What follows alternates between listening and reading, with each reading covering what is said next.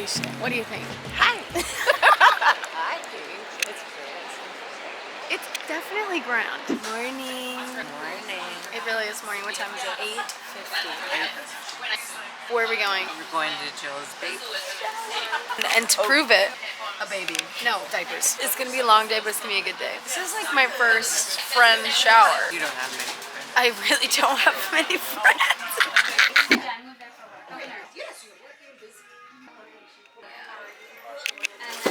She's so stunning. She is. Go.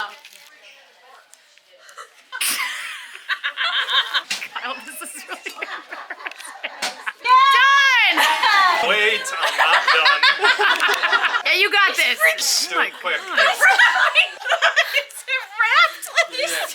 Hold on. You gotta use the Velcro part. Is there Velcro? Yeah. So now what are we doing? We're celebrating Grandma's birthday in the park. In one of her favorite places in the world, Thank you, Pooh. in Central Park with her family at the Harry Met Sally Bridge. Surrounding ourselves with the cutest dogs. Yeah! There's a lot of poop on the lot floor. of Here's the fam, making their way. Could it be ours or is it a planned proposal? Turns out it was for us. Very cute. People are going to share pictures, right? Well, I'm keeping mine to myself. Okay. Is that okay? Delicious. The camera. Emma Pittman reporting from under a table. Yeah. Oh no, Gotta get it all in there. Huge success. Woohoo!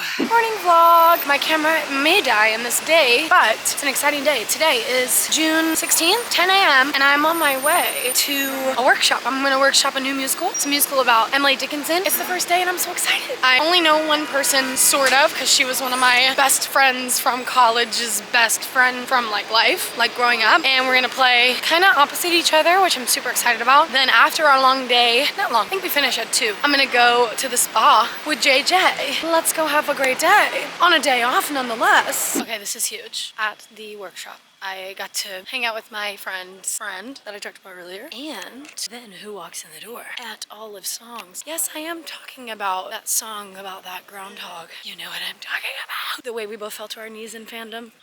Such an honor to meet. We're gonna work together and I'm so excited, but now I'm at the spa. Hey. I love the ambiance of the construction. So you agree, we're relaxing. Yeah, are Can you see it? Do you feel relaxed? Are you happy to be in Paris? Oh, vlog. It is now Tuesday, the start of the week, and we've already done so much together. I feel like I didn't say a formal hello. Hello, it's me, Emma, your host of Call Me Emma. This week, like I said in last week's vlog, is stacked, okay? So we did my best friend's baby shower in the morning on Saturday, and then we did my grandma's 80th birthday celebration that night. But then on Sunday during the day, we did the brunch in the park, which was super fun. It was a little rainy, which is why I was under the table. And after that, I went and did the final show. And then Monday, I started this reading. It's a 29-hour reading, which is a contract made by Equity that's like only so many hours, only requiring so many things. Like we're only allowed to sing and act. We're not allowed to dance. There's no dancing in this one. It's a musical about a poet named Emily Dickinson, and I am playing her best friend and possible maybe lover, Sue. There's so much in it that makes me feel excited and scared. From working on a new project to doing double duty again. The last time I did double duty, I was in Back to the Future and I was doing workshops for this musical in the fall of, 2023. And it was really hard doing that during the day and then coming and doing my job. This is only day 1 of me actually doing that. I had no day off yesterday. I'm saying quotes because it's only half the day. I had the first half of the day, which is where I met Olive Songs. We genuinely both dropped to our knees, as I said before. We were buzzing, excited to get to know each other, and we had to jump right in and do rehearsal. So we sat near each other, and when the rehearsal was over, I ran to go to QC Spa with JJ, which I did not film a lot of. I kind of regret, but in the same breath, I was just trying to be present and not too stressed about having my camera in wet areas. There's a pool, there's a sauna, there's a steam room, and I was like, I rather would just try to take this in, especially in preparation for this big week that I have. So I'm sorry I didn't take you, but QC Spa is so much fun. It is on Governor's Island. You have to take a little ferry at the bottom of Manhattan. Not the orange one that goes to Staten Island, but the one that's a little bit to the east that goes straight to Governor's Island. It is just such a nice little getaway. And anyway, so I had to leave to go do that, but I told him, I said, listen, we will one of these days leave rehearsal together and like go get a coffee or something, because I just can't wait to get to know more about you. I'm such a huge fan. So that was a huge highlight of that day. And now today is Tuesday. We had another rehearsal for the musical, and I'm gonna be honest, I'm having a really hard day. There was a part of me that was like, you don't have to vlog, you know, your mental health is important and you should take care of it, you know, which is true. And I do also believe that this is important. This is like what I stand on when it comes to this channel, this life that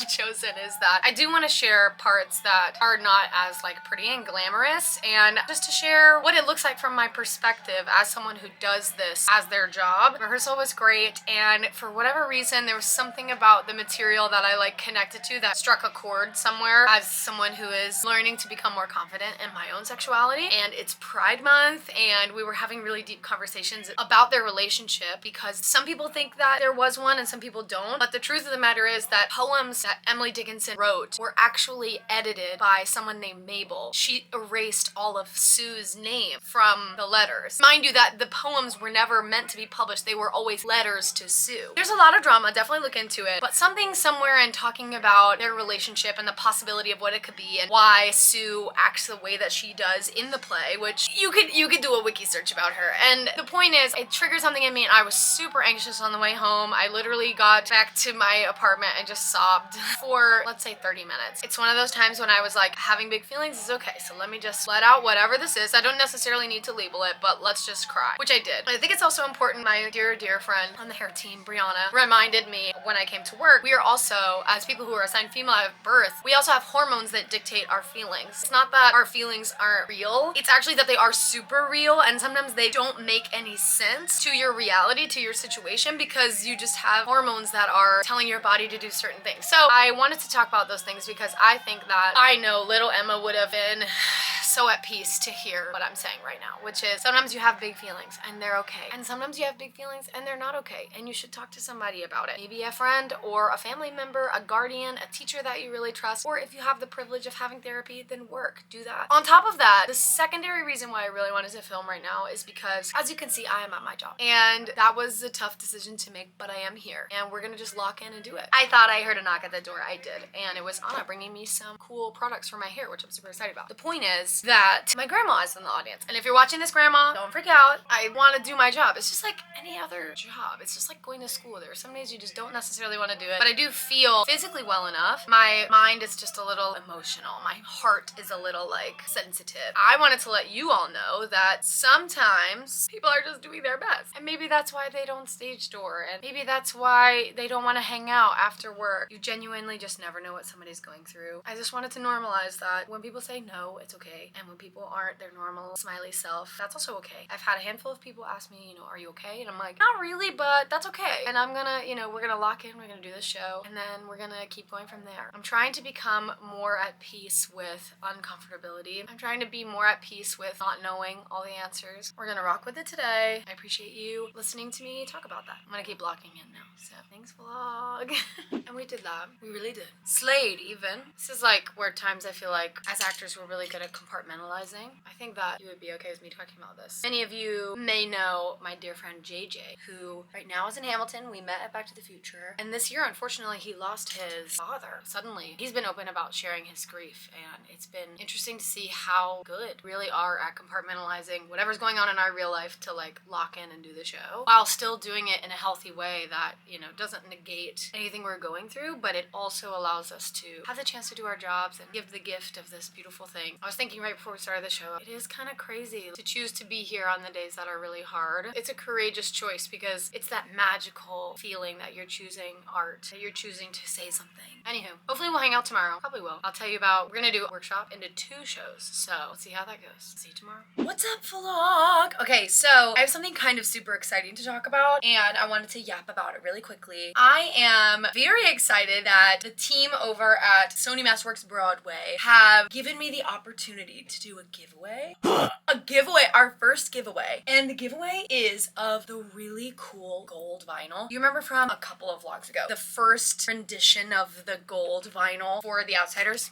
Hold please, I can get it. So it's the normal vinyl on the outside, but on the inside it's the gold one. And they're gonna do a giveaway. I'm gonna sign it. And the only thing that you have to do is I'll put a link in the description of this video. You have to prove that you are subscribed to my channel and the Masterworks Broadway Vivo channel. Okay, so me and Masterworks Broadway Vivo, that's it. It's gonna be open from this Sunday to the next Sunday. And I believe they will draw a random winner on Monday, the 30th. This could be yours. And I'm gonna open it up and I'm gonna sign it if you want, if you're interested. But it's so exciting, you guys. And the vinyl, this vinyl has the music on it. The last one that we did for Broadway Cares was just the one-of-a-kind first mock-up of it, and it had no music on it, but this one right here has our beautiful little voices on it. So if you're interested, make sure you are subscribed to me. Did you do it?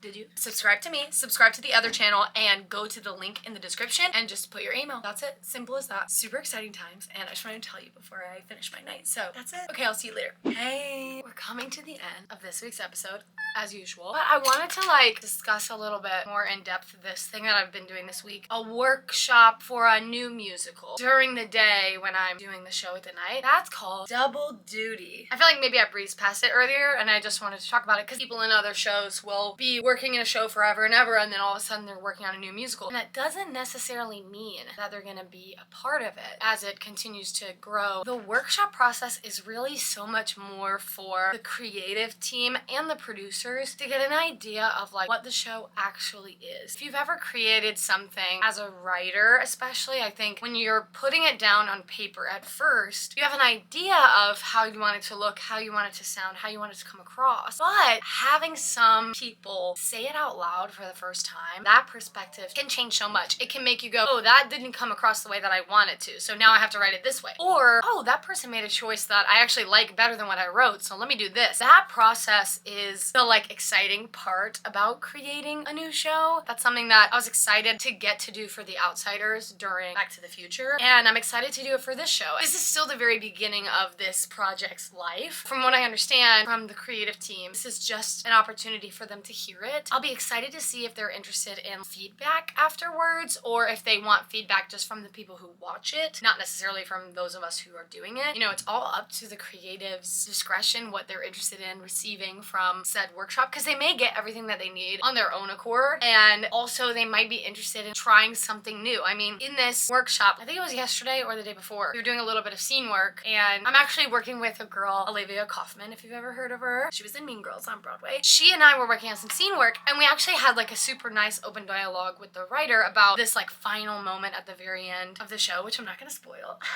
If you're interested in knowing more about the musical, you should definitely follow it on socials. I believe it's at Emily Dickinson Musical. I'll look it up and make sure that I'm right, Arlo, so you could put it in the description. We were talking with the writer about this in part, and we were discussing our thoughts from a just being curious perspective. Is this what you're thinking for this moment? Is this what your intention is behind this? And then in just having conversations, so much more depth and clarity comes to the writing and to the performance. And I think it's just so exciting. That's what the best part of creating something is, I think, the actual creation process. And then doing it as a job is a whole other skill to learn that I am learning currently, as you all know, as I'm on year 2. But yeah, I just wanted to discuss a little bit more, give a little bit more clarity to that thing that I'm doing. It's hard. We have rehearsals 10 to 2, which is great. I love having the time between 2 and 5:30 to get ready for the show and do other things. We are singing a lot, which is a fun challenge for my voice and my mind and my body. Getting up early, which I never do. One of my goals in year 2 of this contract was to work on other projects and stretch myself and challenge myself, and this musical has been such a beautiful challenge artistically and also just musically. I haven't learned music in a long time, so remembering how to read-ish, I'm not super great at sight reading, but I have some idea of how the notes are flowing on the page. I need to work on a couple of rhythms over and over again to get it in my body, but I have really come to love new works. I think it's so courageous and important to create art. That's why maybe Happy Ending and Kimberly Akimbo are 2 of my favorite best musical wins of Tony history. And Avenue Q. I know, hard to believe. It's so important to create things, to make something out of nothing. So this has been really fun. I'm definitely tired, but my heart is very full, and I've been enjoying the challenge in all aspects that it has been challenging me. Been a nice long week. We got to spend some really good family time with my mom, my dad's side of the family, my grandma celebrating her birthday. Also getting into this musical, meeting new people, my new friend Oliver. We got coffee and we had a bagel together. I was fangirling so hard. It's so funny. I feel like I don't fangirl too much because I'm pretty like aware that we're all just people. I'm looking forward to next week. Next week is the presentation. I'll try to include you as much as I can. I'll talk to the team about what I'm allowed to share or not share, but definitely give them a follow. Keep an eye out because if you love contemporary musical theater, if you love Sarah Bareilles or Maggie Rogers, like get into this. Like the music is so good. I'm obsessed. To end said vlog, Arlo and I were talking about, for Pride Month, raising money for an LGBTQIA nonprofit. In light of what is happening recently in our current administration with the ending of federal funding for the TREVOR Project, we're definitely going to be choosing them because they need funds more than ever now. The TREVOR Project is this amazing organization that gives aid in suicide prevention specifically for LGBTQIA plus youth or LGBTQIA plus anybody at a time where life couldn't be more hard and frustrating for so many reasons for so many different people. This organization is needed more than ever, especially now that the funding is cut. So, not to bring it down, but I wanted to tell you all that we are fundraising for the TREVOR Project, okay? We're gonna put the link here in the bio. I'm also gonna be putting a lot of fundraising things on my Instagram. I might be maybe possibly putting things up for auction, maybe possibly putting things up on an eBay site. I don't know exactly the details of what, but if you have anything specifically that you would love from me, to see from me, I'm probably gonna do Cameo again. So comment down below something that you'd be interested in, that you'd be willing to pay for as a, you know, donation to charity to the TREVOR Project. Let me know down below. This is a really tough time, and during Pride Month, hello, of all the months, it's like the hits keep on hitting, but guess what? You know, as Michelle Obama said, when they go low, we go high. When the hits keep coming, we stand up and we link arms with our best friends and we're stronger. We link arms with our community, we lean on the people who love us, who know us. I just wanted to say, if there's anybody out there who's watching this who feels like super alone, the show especially has so many themes of feeling alone and feeling like no one hears you, no one sees you. I do, and this community does, that we've built. It's a community full of people who love you, see you, cherish you, and lift you up. And if you need anything, you can go to the TREVOR Project website and click through, find help if you need it. You are so worth it. Your lives are worth it. Life is worth living. Sorry if that's too hard. Sorry. I have brain rot, Arlo. I'm sorry. I'm really tired. But anyway, let me just wrap it up. The point is, you really do matter, and if you ever feel alone, know you can always reach out to the TREVOR Project because they're still going strong. They are not going away, regardless of if the federal fund is there or not. We are going to put our funds together to make it stronger than ever. Thank you so much for hanging out with me this week. I'll see you next week. I love you guys. Happy Pride.